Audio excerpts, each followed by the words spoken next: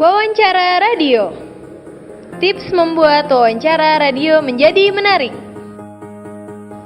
Yang pertama, topik yang menarik. Jelas sore mungkin buat kalian semua lagi aktivitas ya. Ya udah dengerin aja.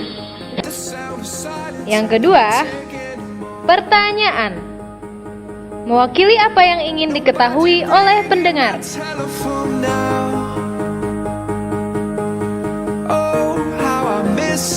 Yang ketiga, narasumber. Narasumber yang dipilih harus memiliki kompetensi dan bisa berbicara mengenai topik yang kita ajukan. Nah nih, suka dukanya jadi anak band tuh apa sih, Gan? Suka dukanya jadi anak band adalah pertama anak band itu dicap sebagai orang nakal. Tapi lo sendiri nakal gak nih? Kalau nakal sih kalau menurut gue normal-normal aja kayak anak muda zaman sekarang. Gila, anak muda zaman sekarang. Oke, gimana guys, gue? Jenis wawancara radio. Wawancara radio biasanya dilakukan melalui cara-cara yang pertama, live atau siaran langsung. Biasanya dilakukan di studio atau melalui telepon.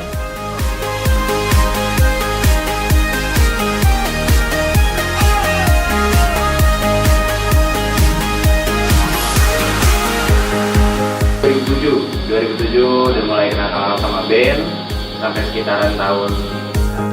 Nothing to hold but the memories and frames. Oh, they remind me of the battle I faced.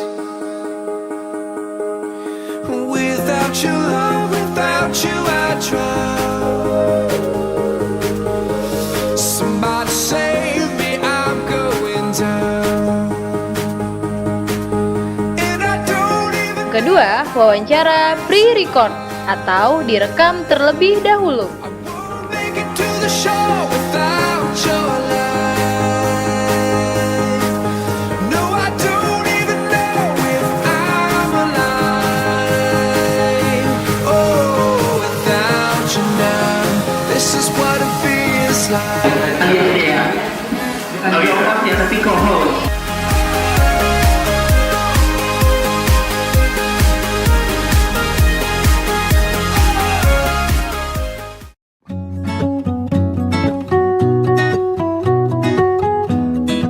Wawancara televisi adalah kegiatan menggali informasi sebanyak mungkin dari narasumber mengenai sebuah isu yang akan dilaporkan kepada publik dengan cara direkam menggunakan kamera maupun direkam siarkan secara langsung. Figur untuk diwawancarai. Orang menjadi bagian dari berita dan perlu diwawancarai karena beberapa alasan. Alasan itu antara lain, yang pertama, pekerjaan mereka penting. Contohnya adalah pejabat negara.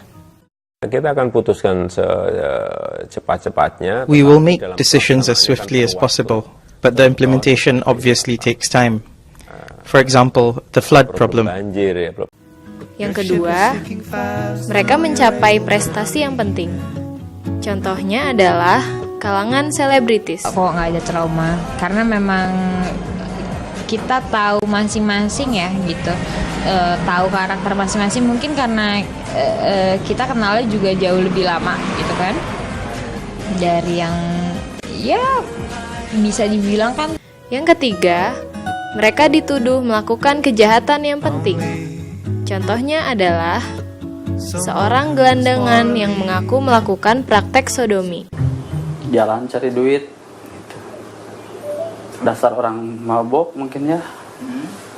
Ya sampai marahin si adik, tadinya nggak mau gitu.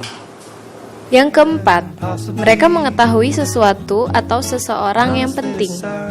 Contohnya adalah orang terdekat pelaku. Dalam ini yang dialami oleh Yaser Arfan kan juga sebenarnya kan sudah emang suara takdir ya. Memang sudah hak Allah untuk mencabut nyawa kita kapan.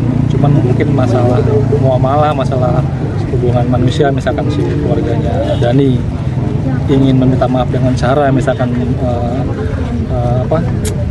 menanggung biaya pengobatan dan penanganan, ya kita ya jangan juga tidak menolak, ikhlas menerimanya. Harapan kita ya semuanya yang apa yang menjadi. Yang kelima, mereka menyaksikan sesuatu yang penting terjadi. Contohnya adalah saksi-saksi suatu peristiwa kejahatan atau peristiwa publik. Meledak gitu, terus tiba-tiba miring keretanya, miring udah gelap aja, kelilit api dan tinggal di gerbang 1. Ibu saat itu di gerbang 1? Iya. Kondisi gimana Bu saat kejadian Ibu? Gelap. Karena perempuan semua kan ya? Cahaya, iya. Banyak bayi sama orang-orang hamil. Meninggal bayi ada? Kadang nggak ditolong, saya juga susah. Yang keenam, sesuatu yang penting telah menimpa mereka. Contohnya adalah korban. Saya nggak mau jawab. Tapi nggak mau jawab. Sampai akhirnya mau bercerita ke ibu itu gimana? Ibu pas udah dari sekolah. Yang ketujuh, mereka mewakili sebuah kecenderungan nasional yang penting. Contohnya adalah orang yang kesulitan ekonomi. Ya, dulu mah makannya paling sayur sambal, kadang nasi jagung. Menurut sifatnya, wawancara TV dibagi menjadi 4. Yang pertama, wawancara spontan di lokasi atau lapangan. Pensiun Pak? Tidak pernah. Tidak pernah. Oh, Bapak tidak pernah urus Pak? Tidak pernah. Pernah urus apa tidak lolos? Urus, tapi tidak, bukan nama aja anak kasih masuk orang tadi tercungkir gitu. Yang kedua, wawancara di studio. Selamat malam untuk Lai Judika dan Ito Dumariris. Selamat malam Lai Tuku. Apa kabar?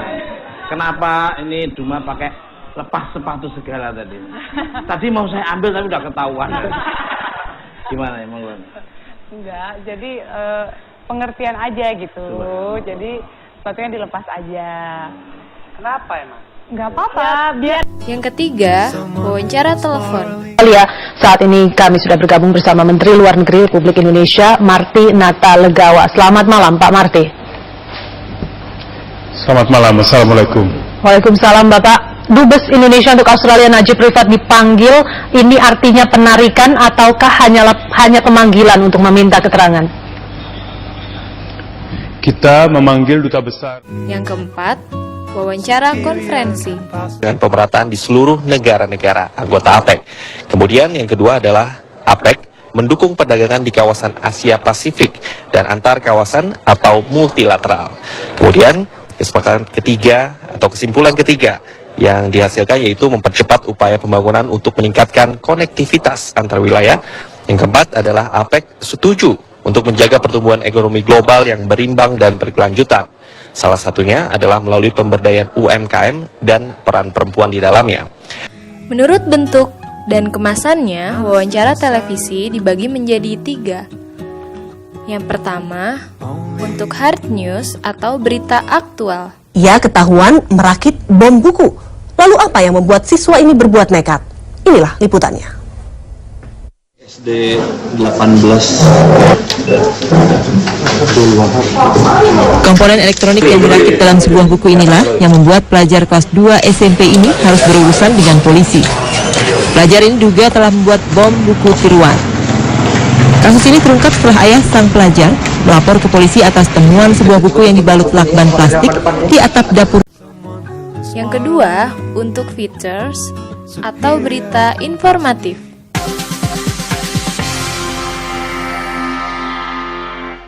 Our red carpet tour inside the most spectacular celebrity vacation homes takes us to the private getaway of none other than the President of the United States.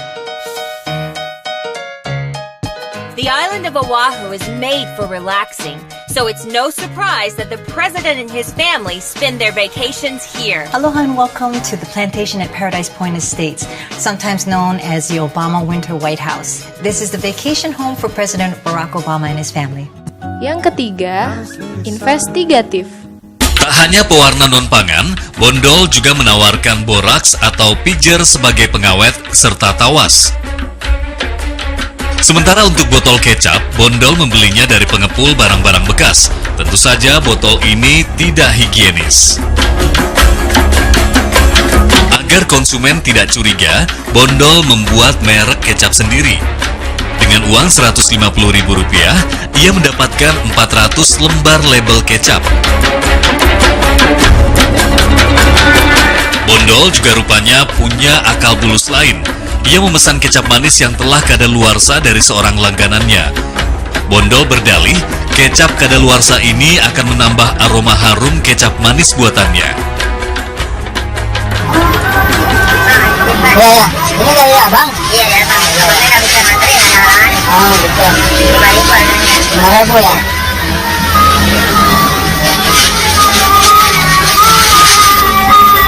Ini kira-kira berapa lama ini kadaluarsanya? Sudah 30 hari. 30 hari. Jadi bukan saya aja ya, semua yang produksi kecap tuh asli. Tapi kecapnya yang bersoal.